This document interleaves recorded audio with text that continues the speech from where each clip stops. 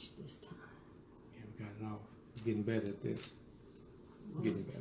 Jesus. Lord Jesus. Is the volume up? Can y'all hear us?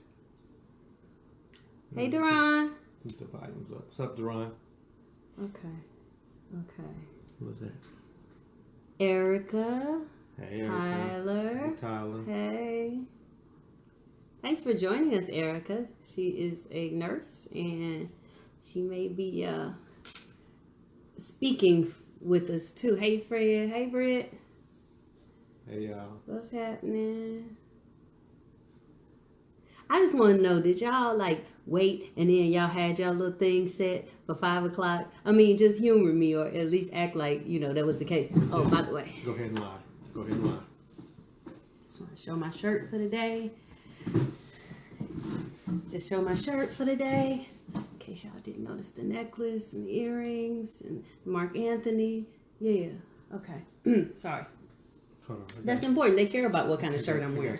Or what kind of Prince shirt I'm wearing. That's very important. I don't have the other Mark Anthony on. You don't have no Mark Anthony? I got the I made those. You better show that out. And I got the Wakanda. You know what I'm saying? I got the Wakanda Forever beads made by my wife. Wakanda Forever. Yeah.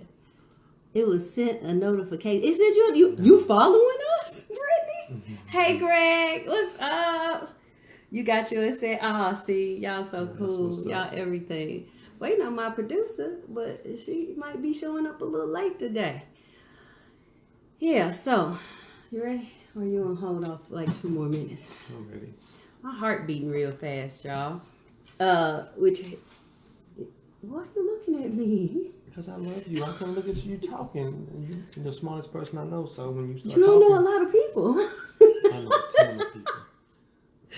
You just happen to be the smartest. Anyway. So when you talk, I want to pay attention. Except when I'm fussing. And then when I'm fussing, you be ignoring me. No. Or when I'm telling you something important, you don't hear me. And then I say, I told you 3 weeks ago. Stop lying. I don't ignore you. I have selective hearing. That's what it is. We've been together. We'll be married 20 years. Hey, Christine. Come February. And in 20 years, men learn to develop a volume control. So I don't ignore you. What I do is I just turn You ignore me. I turn the volume down. You turn the volume down. All the way to mute. So you don't hear me when I'm telling you important stuff? Yeah, Wakanda Forever. So look, today we gonna talk about mental health in our community. And it's my heart is racing. I ain't take my medicine today. I didn't. So I guess we kind of start with a story sometimes. My father was a wonderful, phenomenal human being. He loved his family, and he taught us how to always be in tune with your family, how to be with your family, and family was so important. He did the best that he could given his situation. My father was a drug addict, and for the longest, we didn't understand his addiction and why, and he would come and go, and it was a lot going on, and it wasn't until he got older that we understood what it was, and what it was schizophrenia. And now, when I look back on it, after the fact, because back then bipolar was not a thing. It was just you either schizophrenic or you're not, you're crazy or you're not. So when I look back on it, I see that's what it was. And what mental illness for him was, there were voices in his head. He would have highs and lows and ups and downs, and drugs quiet that. And so when you see people who have mental illnesses and why they're addicted to drugs, because drugs quiet those voices. They keep those voices from exploding in their heads. And I'm saying all this because in knowing that about my father, it was always a fear of mine. It was always a thing with me, like if I ever, because he was older when we realized this. So if I ever got to the point where I hear voices, if I ever got to the point where I was in any way not healthy mentally, I told Cornell, please tell me, because I know what it is. I know what's in me. And then it came a point in my life where it wasn't that. What it was anxiety. I suffered from extreme anxiety. My heart races a lot. I don't sleep. My heart racing right now. I don't sleep. And I've had a few bouts with depression. And in knowing that, I know where it came from.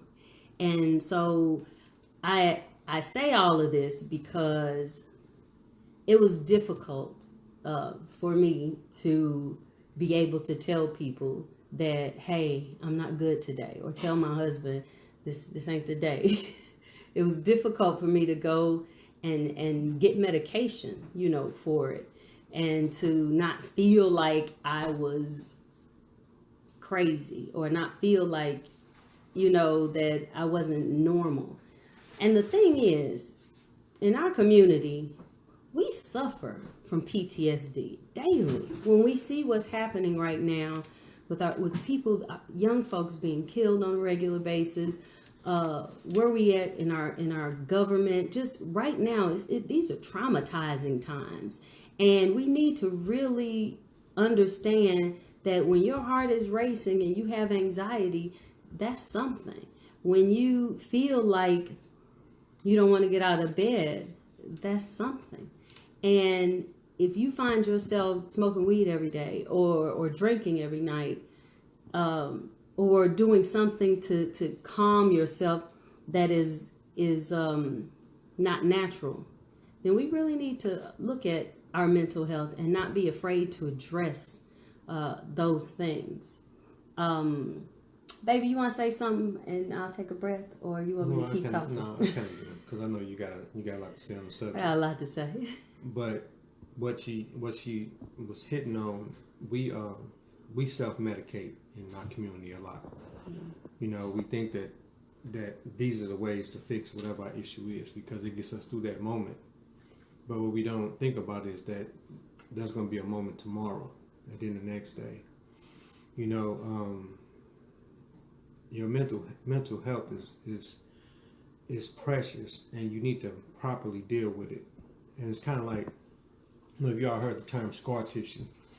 Sometimes you can have scar tissue or issue with tendons or of that nature, things of that nature. And if you don't properly handle the scar tissue, thinking that just time will heal it, that a few days, a month, or whatnot will heal that particular pain you're having, well, you're going to always have it. It's going to come back. It might lessen through time, but it's going to come back because there's scar tissue there, and that scar tissue won't allow the other tissue around it to heal properly. You have to go in and have it actually taken out, have it dealt with from the inside the proper way. And we don't do that. We don't handle our mental health the right way. So what I want to share, and we talked about this before. You ain't gonna talk about when I went crazy that time, right? Which time? I mean, you got to tell me which time you want to talk about. Let's just throw it out there, because then now I look like there's been a whole bunch of times that when you just crazy. said it like that, it was a whole bunch of anyway. times. So we hit on it the first video when we spoke about we've been to therapy, and we were at therapy for marriage counseling. However, I ended up having to come back. Shonte did too, as individuals, because there was deep scars inside of us that wasn't allowing us to properly heal as humans, to properly grow and know who we are, because we had to first deal with those things so we can keep moving forward. So one of the things I also had to deal with and figure out how to navigate around, when I was 16, because she spoke about PTSD. When I was 16, I was shot. I was shot in a drive-by. Nearly had my leg taken off. It was that much of the buckshot hit my leg. After that, it was really hard for me to just walk down the street. Not physically, I could physically walk down the street, but mentally, it was a lot. And I had to still pretend to play this tough role, but I was petrified every time a car drove by. I could see a car coming, and I would watch it as it come, watch it as it passes, and watch it as it goes away till I can't see it anymore. Even if it's an old lady, I will watch her. I will watch her, and that's an illness. That was an illness, and I think about it all the time. I used to go to sleep, and you know how everybody had that dream where you fall, and right before you hit, you wake up. Well, I had the same recurring dream. I dreamt about the night I was shot, and every night I dreamt about getting shot. So I got shot one night when I was 16, but after that, I was shot a million more times in my dreams. I would wake up, my blood pressure would be up. It was horrible because it felt like I went through it again. My point is, you have to have a way to be able to navigate through that so that doesn't cripple you. Mm-hmm. And I know that I'm sharing this one, but I'm sure everybody that's looking at this has that issue. Something that happens. You got that thing that hurts, that bothers you, that it's a wall that you can't figure out how to get around or over or under. Everybody has that thing, and that was mine. That was one of mine. But through therapy, I was able to deal with certain things in a different way. You know, the therapist was able to give me tools. Now she's speaking about one type of mental health situation or mental illness, but with me, it was something that was brought on to me that I had to figure out how to then deal with. And she gave me some coping tools that I could talk about a little later. And the issue is, we all know someone who is struggling with mental health, albeit schizophrenia, bipolar disorder, depression, suicidal thoughts. We all either know someone or we have been through this. And the key is to recognize it, know what it is, and try to take steps to overcome it. And I know, because I've been in that dark place where you just don't want to get out of bed and you don't want to do any of this. And you're right, Erica, too many of us are afraid to admit it. But at the end of the day, we have to. And it's even so much for me, I remain conscious of it. When I feel it coming, I take certain steps, mainly because I have children. And I even told them, when you don't be afraid to say that you're depressed, that you're in a dark place. Don't be afraid to do that, and don't be afraid to reach out and get help for it. It is hard. And actually there are free places that you can go to. Provident Counseling is a really, really good organization that deals with people who don't have money. You can call the suicide hotline. There are places. And the other thing with that is, you're not always going to get the best therapist the first time. There might not be a fit, just like a boyfriend. You know, they might not fit. You might not gel. Or girlfriend. Or whatever. Anyway, you might not gel. And so you keep seeking it out. And you can't be afraid, because at the end of the day, the thing that always, when I'm going off the deep end, that catches me is that I got babies. You know, I got people who love me and people who depend on me to be here and to be healthy and to be present. And if you have children, understand you have a responsibility to be well for them. You have a responsibility. And I've always taken that responsibility very seriously. And with that, I feel it. I make an appointment, or I'll call my doctor. I'll have my meds done. I'm only on anxiety medicine right now because my diet is working for me. It don't work for everybody. But I know people who are on 3 or 4 medicines and it doesn't work. It doesn't work. You have to get the right medicine. It has to be the right balance. So if this doesn't work, you got to keep trying.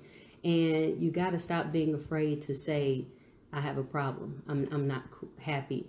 Something is wrong. Erica had just posted a place you can contact for intake. Thank you. That's why I invited her to come. Thank you so much. But you have to every day make a decision. If you're not in a good place, if you're not well, that you have to do something. You're not too busy and you're not being a burden on anybody. And if you decide that you don't want to live anymore, you have to remember who you're leaving behind. You have to remember that suicide leaves a bigger hole than you can ever be in when you're depressed. And people love you. I love you. Call me, text me. I'll tell you. It's very hard to talk about this, because it was this big secret in our family for the longest time, with my father. And I just couldn't see myself living in such a way, that I'm unhappy all the time.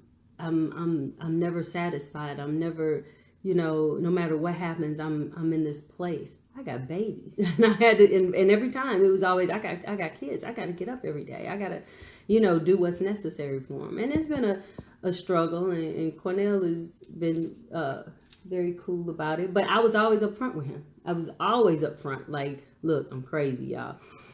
Baby, he thought I was playing, but I'm like, look, I got this problem, and if you see me doing X, Y, Z, you might want to call the doctor. And I joke about it, but it's the only way you could get through this. It's the only way the people around you have to know and have to understand. So when they see stuff that's going on, they'll say, okay, she's not in a good place. Let me go ahead and make this move, or do this, or help her, or do that. Oh, thank you. Diane and Denise and Julian are like my favorite, some of my favorite cousins who took such good care of us coming up. And they know where we've been. I'm so emotional right now. And I appreciate and love y'all so much. You just don't even know. Okay, baby, start talking before I start crying. So at the end of the day, we received a message, and it was asking, why is it such a taboo in our culture for Black folks to seek help? And I really don't have an answer to. Or strength, pride. Right. Well, but what I think that we should do is more things like this. I think one of the reasons that we have an issue with being able to move forward to get help, the help that we need, is because we don't know anybody else that's dealing with it. Because we all are in secretive, dealing with it our own way. And nobody's willing to share and say, hey, man, I got the same problem. Well, I have this going on. Those things strengthen people. They give people the strength to go ahead and say, you know what, I'm gonna go and try this too, because such and such did it. And you might have thought that they had all of their things together, but one of the reasons they probably do have them together is because they chose to go and seek the help that they need to seek, and get the proper help. Mm-hmm. You have to have the proper help. I mean, we all know people that are miserable through everything. Through everything. I knew a person one time, she was so miserable. And I think Price is Right was on, and somebody wanted a car. And everything that this person said was always something negative, and it was like, oh my God, how can you be this miserable? So the person said, I wouldn't want to win a car from Price is Right. I said, why? And they said, because you still have to pay the taxes on it. I don't know why they would do you like that and make you have to still pay the taxes. What I find, I don't have a depressive nature. I don't sink into depression. I have this thing that it's a center that my mom taught me a long time ago. She taught me to be able to hold on real tight to a understanding of God. And I'm saying that other people don't. I'm sure they do. But with me, it's like that's my go-to. That's instantly my go-to. That's my center. Mm-hmm. So when people are saying and doing certain things around me, I watch it, but I have to stay centered, and that is to my next point. Sometimes when you see people that have certain issues, you might want to make sure that you don't allow that to take over you, to become part of you and your makeup. That's because energy.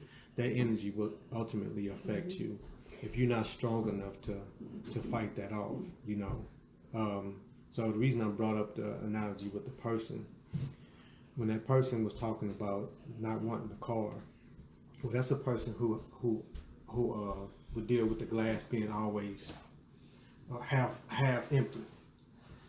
Somebody just woke up. Somebody just woke Say up. hi, America. Say hi, America. Hi, America. So, if you deal with the glass being half empty, that means that you're still emptying the contents of the glass out. But if you deal from the perspective that the glass is half full, then that means that you're always putting something in it. It's filling up. We have to change your perspective. You have to change your lens. Look at things through different lenses and stop being so negative. That way, you can move forward. And that's just a tip that I would like to share. Erica brought up something that I want to touch on is about pride, and Black folks can make it through anything, and many older folks don't believe in mental illness, and she's 100% right. Not only that, they want you to go to church and let Jesus take it out of you, or go to your pastor for therapy, or go to your that's all well and good. If it works for you, it works for you. Some people need medication. There is a chemical imbalance in your brain that the Lord will fix it. Miracles do happen. I'm not saying that. But there is a chemical imbalance in your brain. And the Lord gave doctors the ability to fix that chemical imbalance that is in your brain. And I don't want anybody to think that it's not curable, or it's not fixable, or it's not manageable. How about that? It's never curable. It's manageable. Because you have to go further. You can go get prayer from your pastor all day. You can go and change your diet, and that does work sometimes. But at the end of the day, some people have to go to a doctor. Some people have to get some level of medication. He's moving the table a lot, baby. Okay. Some level of medication, and you have to tweak it, and you have to work it. I would add my diet to it, all of those things. But mental illness is a real thing. It is a illness like cancer or anything else, because there is an imbalance that has to be brought to balance. And so that's something I had to learn. It's something I had to deal with. And I get medication, and I'm going to stop saying crazy, Erica. But that's the only way I can really deal with it personally. But we should really not be alone and not be afraid to say, I'm hurting. I don't feel good. This isn't a good day for me. Because he'll come home and he'll wonder what the hell he did. And I'm like, this is not the day for me. I'm going through it right now.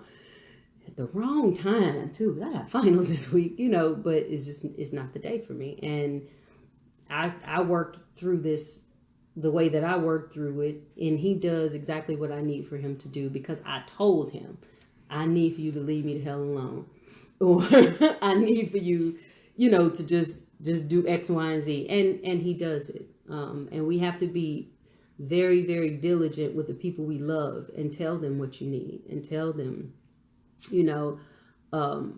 that I'm hurting. And Erica brought up another point. Don't stop taking that medication. Oh Lord, it's worse. You dive deep into some abyss because you think you're better. It's manageable. It's never curable. It's manageable. And medications change over the years. You may have to get adjusted. You may have to get readjusted.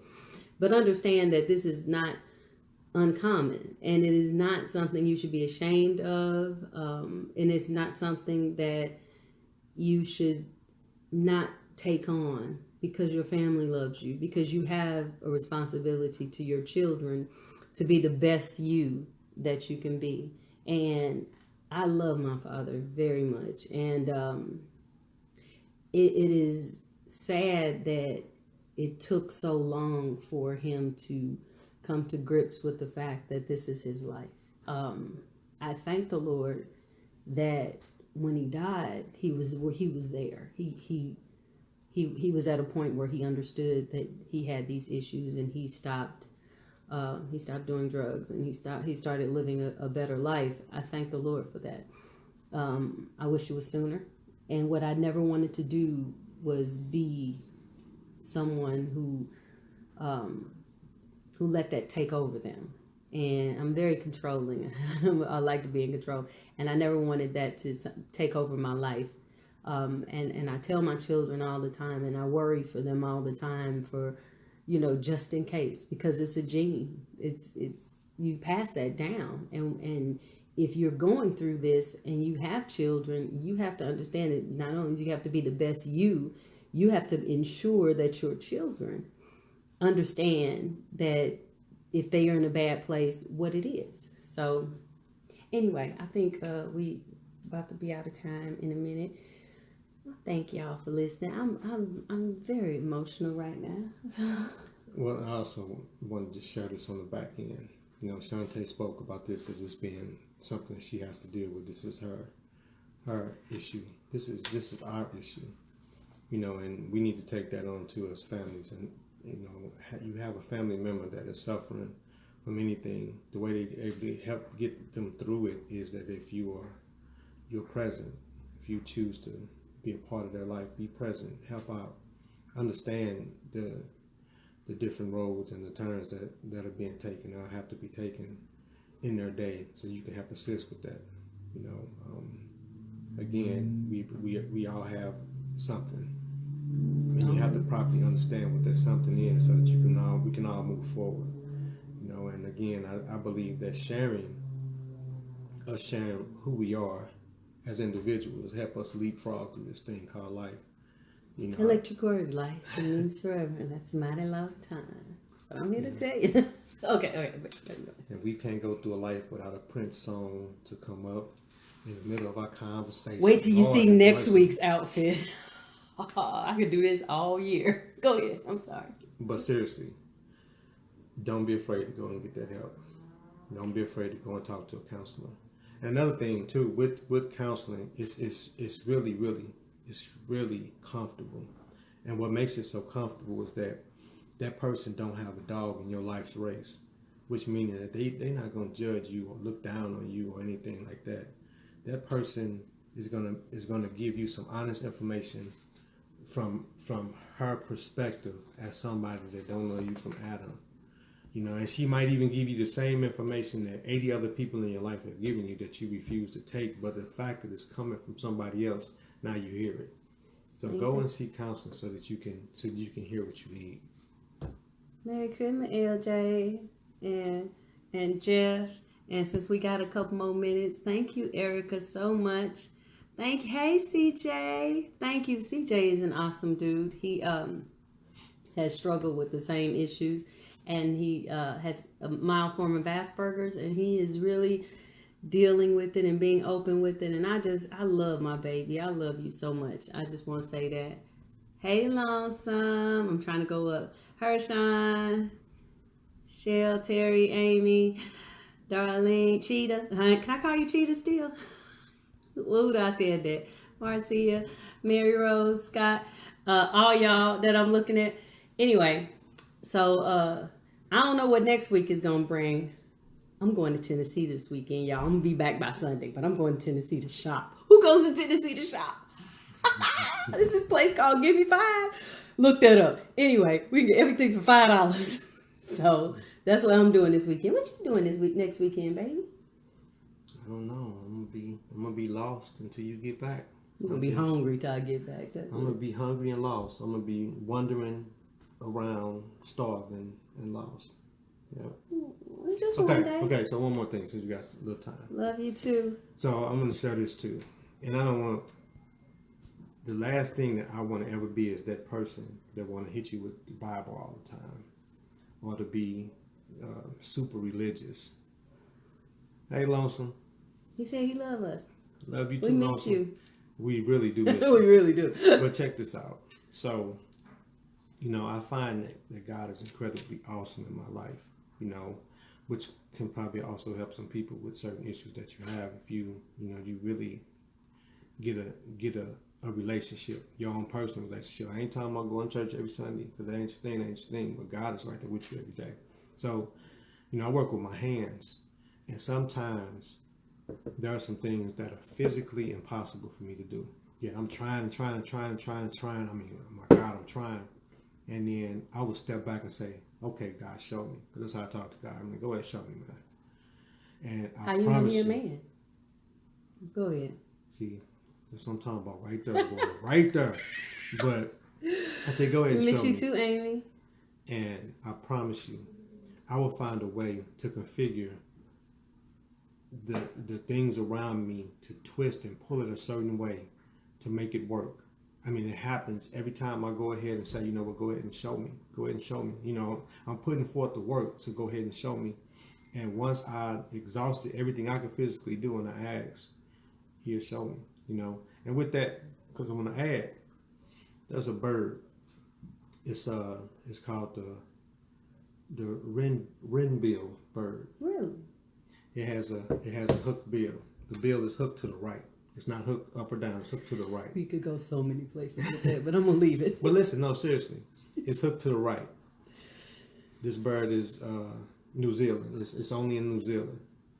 This bird with this hooked bill, its only food is under a rock, which is why his bill is hooked. His bill is hooked to be able to allow it to get underneath that rock and get the larvae from under the rock, and that's how it eats.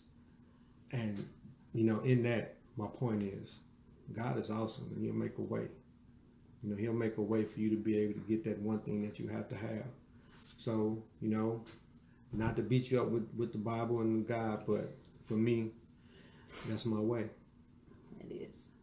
Anyway, yeah, so thank you all for watching.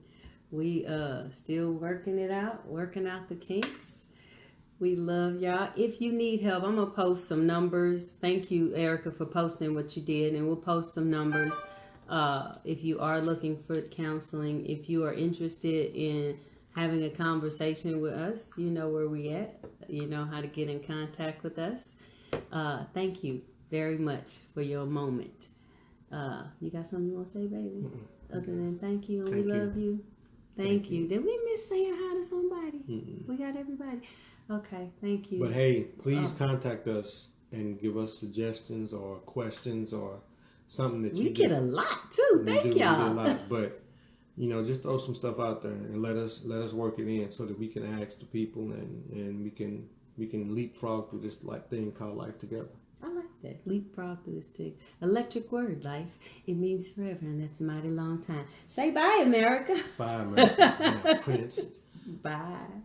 Fanatic.